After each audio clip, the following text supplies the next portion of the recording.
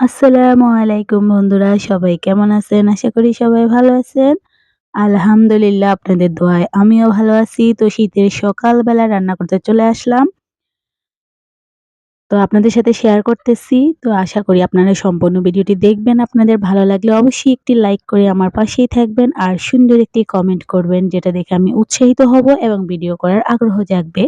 তো এই যে শীতের সকাল চলে আসলাম রান্না করতে। তো আমার রান্নাঘরে হালকা রোদ পড়ে। তো শীতের সকালবেলা আসলে রোদ পড়লে তো ভালোই লাগে। তো আমি আজকে মুরগির মাংস রান্না করব।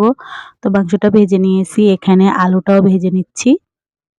তো আলু দিয়ে মুরগির ঝোল করব আর মসুর ডাল দিয়ে কুমড়ো শাক রান্না করব। তো আমি আলুটা ভেজে নিয়েছি, মুরগিটাও ভেজে নিয়েছি। এখানে সেই তেলেই পেঁয়াজ কুচি দিয়ে দিয়েছি। সাথে দিয়ে দিলাম গরম মসলা, তেজপাতা, দারুচিনি, এলাচ, লবঙ্গ সবগুলো দিয়ে একটু ভেজে নিতেছি। এই পর্যায়ে একটু পানি দিয়ে আমি মসলাটা এড করব, যেহেতু মসলাটা পুড়ে না যায়। তো এখানে দিয়ে দিলাম রসুন বাটা, তারপরে দিয়ে দেব আদা বাটা। এটা একদম পরিমাণ মতো দিব। তো আসলে আমি কাউকে রেসিপি শিখাচ্ছি না, আমি নিজে যেভাবে রান্না করি ওটাই শিখাচ্ছি। শিখাচ্ছি না, জাস্ট শেয়ার করতেছি। তো এখানে জিরা গুঁড়ো দিয়ে দিয়েছি। তো আমি এগুলোকে একটু নেড়ে ছেড়ে কষিয়ে নিয়ে এবার দিয়ে দিলাম পরিমাণ মতো লবণ আর দিয়ে দেব হলুদের গুঁড়ো। তো আমি ঝাল একটু বেশি খাই, সেই পরিমাণে আমি ঝালটা একটু বেশিই দেব। তো আমি এই পর্যায়ে মরিচের গুঁড়ো দিয়ে দিতেছি। আসলে রেসিপি বলতে আমি কিছুই বুঝি না। আমি বুঝি যার রুচি অনুযায়ী। কেউ ঝাল বেশি খায়, কেউ ঝাল কম খায়, কেউ তরকারিতে কালার বেশি খায়, আবার কেউ তরকারিতে কালার কম খায়। আসলে রেসিপি বলতে কিছুই না। এগুলো জাস্ট নিজের মনের মাধুর্য মিশিয়ে রান্না করাই তো। তো এখানে আমি কয়েকটা টমেটো ফালি দিয়ে দিয়েছি। টমেটো দিলে মুরগির মাংসতে একটু ভালো লাগে। তো আমি এই যে মুরগির হাত পা আমার খুব পছন্দ, মুরগির পা। তো পাটা আমি তেলে ভাজি নাই, তাই একটু আগেই দিয়েছি কষানোতে। এই যে কষিয়ে এবার আমি মুরগির মাংসগুলো দিয়ে দেব। এই যে দেখুন মুরগির মাংস দিয়ে নেড়েছে ঢাকনা দিয়ে কিছুক্ষণ কষিয়ে নিতেছি। এই যে আমার কষানো হয়ে গেছে, এই পর্যায়ে আমি আলুটা দিয়ে দেব। তো মুরগির মাংসগুলোকে আমি ভালোভাবে কষিয়ে নিয়েছি। যেহেতু আলুগুলো আমি তেলে ভেজে নিয়েছি, তাই বেশি সিদ্ধ করতে হবে না। এই আলুগুলো দিয়ে দিলাম। এবার নেড়ে ছেড়ে রান্না করে নিতেছি। তো আমার খুব দ্রুত রান্না করতে হবে। আজকে আমার কাজ আছে। আজকে আমাদের পুকুরে মাছ ধরা হচ্ছে। তো আমি আপনাদের সাথে শেয়ার করব কি মাছ পাওয়া গেছে। তো আমি এই যে এখানে পরিমাণ মতো ঝোল দিয়ে দিয়েছি। আমার পানির কালারটা এরকম ছিল কারণ মুরগির মাংসগুলো ভেজে যে পাতিলে রেখেছি ওই পাতিলেই পানি দিয়েছি। তো এই যে ফাইনাল লুক দেখুন আমার মুরগির মাংস রান্না কেমন হয়েছে। আমরা গ্রামের মানুষ সাধারণ রান্না বান্না বুঝেনি তো। তো এখানে মসুরের ডাল বসিয়ে দিয়েছি, দিয়ে দিয়েছি আদা রসুন বাটা। পরিমাণ মতো একটু পানি দিয়ে দিয়েছি। মসুরের ডাল সিদ্ধ হতে বেশি পানির প্রয়োজন নেই। হলুদের গুঁড়ো দিলাম।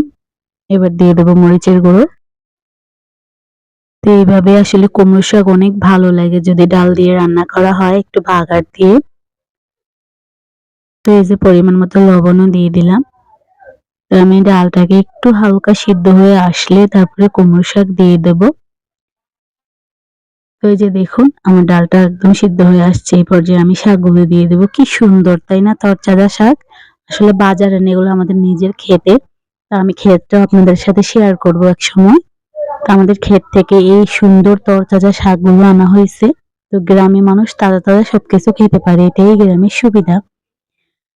তো এই যে আমি শাকগুলোকে একটু কষিয়ে নিয়েছি আর এখানে আমি দুটো আলু দিয়ে দিয়েছি। বাচ্চারা আলু খেতে পছন্দ করে তাই দিয়েছি। তো আমি শর্টকাটে রান্না করে যেতে হবে। পুকুরে মাছ উঠে গেছে, এখন মাছের কাছে চলে যাব। তাই দ্রুত রান্না করতেছি।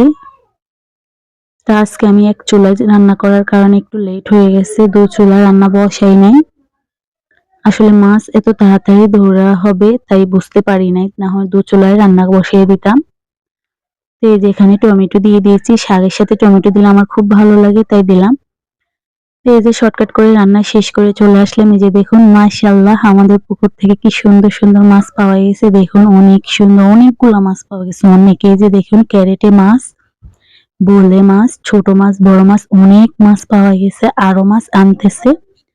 এগুলো এখন বসে করতে হবে। দেখলে যতটা শান্তি লাগে করতে ততটাই কষ্ট লাগে। এই যে ছোট মাছ অনেক সুন্দর তাই না? সবাই মাশাআল্লাহ বলবেন। তো আজকের ভিডিওটি কেমন লাগছে অবশ্যই জানাবেন। সবাই ভালো থাকবেন, সুস্থ থাকবেন। আমার জন্য দোয়া করবেন। আপনাদের জন্য রইল শুভকামনা। আল্লাহ হাফেজ।